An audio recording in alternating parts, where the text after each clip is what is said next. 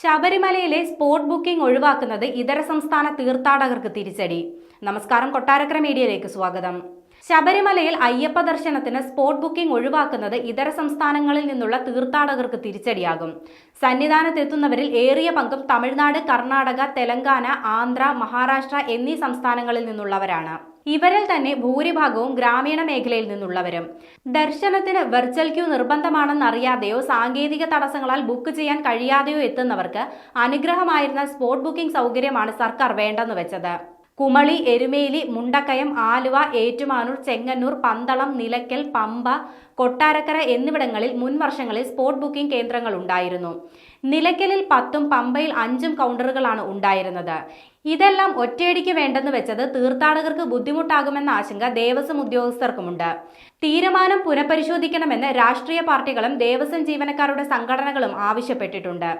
Virtual queue സംവിധാനം ദേവസ്വം ബോർഡാണ് ഇപ്പോൾ കൈകാര്യം ചെയ്യുന്നത്.